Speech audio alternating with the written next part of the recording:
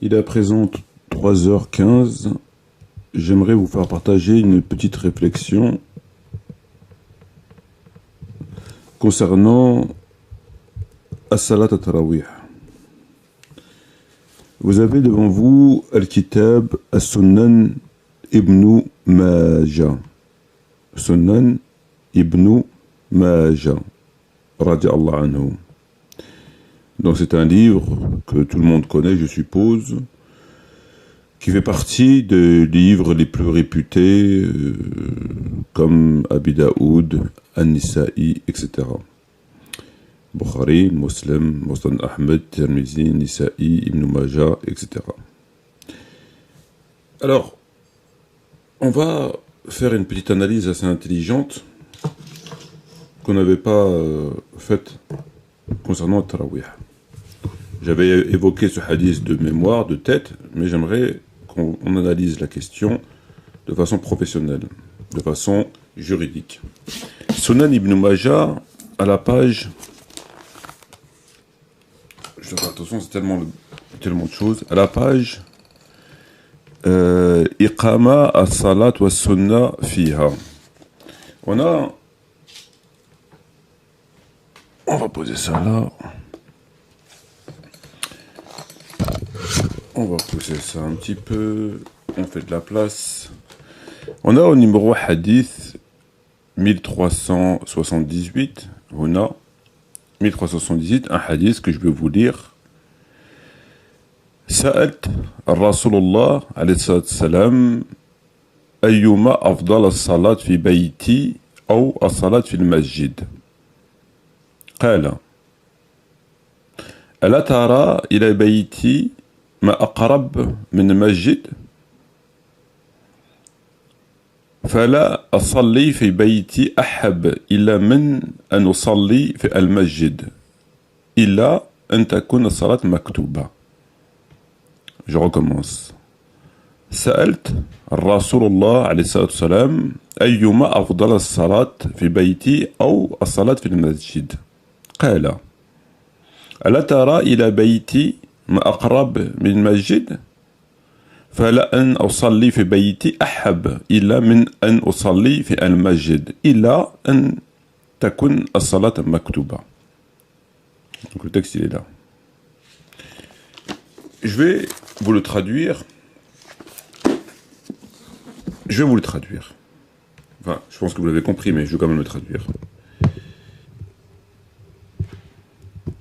Un homme a demandé au prophète, alayhi salam, est-ce qu'il est préférable que je prie al-nafila fi al-masjid ou fi à la mosquée? Qu'est-ce qui est préférable?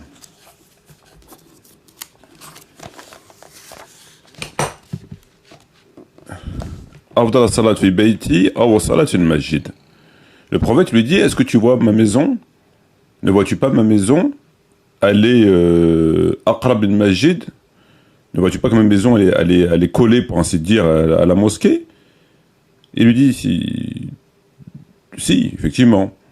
Il lui dit, ben moi je préfère faire toutes mes prières à la mosquée, chez moi, pardon, mis à part la prière obligatoire. Il lui dit, ne vois-tu pas que ma mosquée, ma maison est collée à la mosquée, ma maison elle est plus proche de la mosquée, et pourtant je préfère faire toutes mes prières chez moi, ila an takuna salat maktuba. Voilà. Donc, ce hadith, il est très important, très important, parce qu'il fait jurisprudence.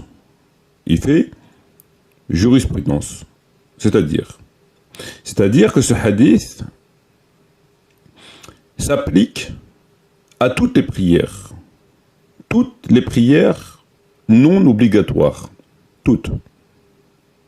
En ce sens où toutes les prières non obligatoires se font à la maison. Si bien que la maison du prophète était collée à la mosquée, pour ainsi dire, la mosquée c'était sa maison, la maison c'était sa mosquée, et il priait chez lui. Toutes les prières, mises à part les prières obligatoires. Ce hadith fait autorité, jurisprudence, dans quel sens? Il fait jurisprudence dans le sens où il nous informe que toutes les prières qui ne sont pas obligatoires, on doit les faire à la mosquée, à la maison. Toutes les prières qui ne sont pas obligatoires, on doit les faire à la maison. On fait que les prières obligatoires à la mosquée, y compris la prière de salutation de la mosquée, etc. Toutes les prières obligatoires, très bien. Ça fait jurisprudence. C'est une règle fondamentale dans le fiqh, pour éviter l'ostentation, etc. Ok. Maintenant, on vient au tarawih. Tarawih, quel est le statut de tarawih? Est-ce que c'est une prière obligatoire ou c'est une prière surérogatoire, non obligatoire, an-nafila? Tout le monde dira, ce n'est pas une prière obligatoire. Pourquoi? Parce que c'est pas le prophète qui l'a légiféré. Donc elle ne peut pas être obligatoire.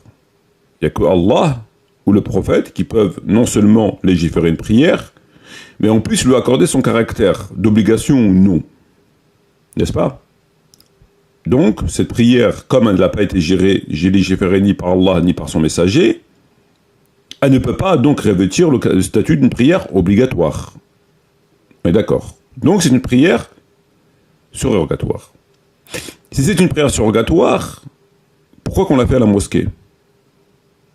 Puisque la jurisprudence nous dit que toute prière non obligatoire, c'est à la maison. Donc, si on s'accorde à dire que Tarawih, ce n'est pas une prière obligatoire, laysa fard, laysa farida, donc c'est une prière surrogatoire, nafila, surérogatoire. Très bien. Tout le monde est d'accord là-dessus. Donc si c'est une prière surrogatoire, pourquoi vous la faites à la mosquée? Puisque toute prière surrogatoire doit se faire chez soi. Donc pourquoi vous la faites à la mosquée? Ça contredit la jurisprudence. Parce que la jurisprudence, ça dit toute prière non obligatoire, c'est à la maison. Et là, on nous dit que c'est une prière non obligatoire, mais on la fait à la mosquée. Alors qu'on n'a pas le droit. Donc c'est une prière finalement qui n'a pas de statut. Elle est ni obligatoire, ni surrogatoire. Elle n'a pas de statut. Parce que si on dit qu'elle n'est pas obligatoire, on est confronté au fait que si elle n'est pas obligatoire, pourquoi vous faites à la mosquée? Parce qu'une prière qui est faite à la mosquée, elle ne peut être qu'obligatoire ou de salutation. On salue, on fait la prière de salutation. Il n'y a aucune prière qui n'est pas obligatoire et qui est faite à la mosquée. Toutes les prières qui ne sont pas obligatoires, les gens ne les font pas. Que ce soit la prière de l'éclipse, la prière... toutes les prières, dès qu'elles ne sont pas obligatoires, on ne les fait pas dans les mosquées. Donc, cette prière n'a pas de statut. Elle est assise entre deux statuts. Si on va du côté que cette prière n'est pas une obligation, on va nous dire, dans ces cas, si ce n'est pas une obligation, pourquoi vous la faites à la mosquée? Puisque vous n'avez pas le droit. Comme il a dit le prophète, ne vois-tu pas ma maison et colle à la mosquée? Tu vois, je fais toutes les prières chez moi, mis à part la prière obligatoire. Et si on nous dit que c'est une prière obligatoire, on va dire qui l'a rendue obligatoire? Puisque Allah ne l'a pas rendue obligatoire, il ne l'a pas légiférée, donc s'il ne l'a pas légiférée, il ne peut pas la rendre obligatoire. Pour la rendre obligatoire, il faut déjà la légiférer, et ensuite lui donner son caractère. Et le prophète ne l'a pas légiférée, par conséquent, il ne peut pas lui donner son caractère, ni d'obligation, ni surrogatoire. Donc, il y a deux voies possibles. Si on va du côté, est-ce que c'est une prière obligatoire? On va nous dire non. Pourquoi? Parce que c'est pas Allah et c'est pas son messager qui l'ont institué. Et donc ils ne peuvent pas lui donner son caractère d'obligation ou non d'obligation. Puisqu'elle est venue après. Ok. Maintenant on va nous dire donc c'est une prière surrogatoire. Ils vont nous dire oui. C'est nafila. Ce n'est pas une obligation. Mais dans ces cas-là, pourquoi vous la faites à la mosquée? Parce que toute prière surrogatoire se fait par définition en dehors de la mosquée. Conformément à la jurisprudence constante. Et entre autres à ce hadith. Il n'existe pas de prière surrogatoire qu'on fait à la mosquée en permanence. Ça n'existe pas. Toutes les prières qu'on fait à la mosquée, Jumu'ah, Zor, Asr, Maghrib, Isha, ce sont tous des prières obligatoires. Toutes. Et la mosquée de salutation a revêt un caractère de semi-obligatoire parce que tu es obligé de, quand tu rentres à la mosquée, le prophète a ordonné de faire tahiyat à la mosquée. Tu ne peux pas rentrer à la mosquée sans faire la salutation. Donc, elle ne fait pas entrer de Maktuba, laquelle elle était légiférée comme étant prière de salutation. C'est tout. Et après, tu ne fais plus. Après, tu ne peux plus prier. Alors, on voit des gens prier de raka, etc. Bon. Ils ont décidé de faire 4 rak'a, 6 rak'a en attendant, machin, bon. C'est un espace de temps, vous voyez. On attend la zan, etc. On fait quelques rak'a, bon. Une tolérance est accordée. Exceptionnellement, une tolérance est accordée en attendant la prière obligatoire. Donc, mais une prière surrogatoire qui est faite de façon constante, c'est-à-dire une fois tous les ans, pendant un mois, et elle revient tous les ans, là, on est ou dans l'obligation ou dans le surrogatoire. Et dans les deux cas de figure, on est bloqué. Donc finalement, c'est une prière qui n'a même pas de statut. On ne sait pas ce que c'est. Une prière obligatoire, on sait ce que c'est. C'est telle et telle prière, tu l'as fait à la mosquée. Ok. Une prière surrogatoire, on sait ce que c'est. C'est telle et telle prière, tu les fais où? Tu les fais pas dans la mosquée. Ok. Et celle-là, c'est quoi? C'est quoi ces prières? Tu vas à droite, obligatoire, tu dis non. Tu peux pas dire oui parce que c'est pas Allah et le prophète. Ok. Tu vas surrogatoire, tu dis oui. Mais dans ces cas-là, pourquoi vous la faites à la mosquée? Puisque la jurisprudence constante vous impose de faire toute prière surrogatoire en dehors de la mosquée, conformément à ce hadith, et conformément à la jurisprudence constante. Donc finalement, c'est une prière assise entre deux chaises.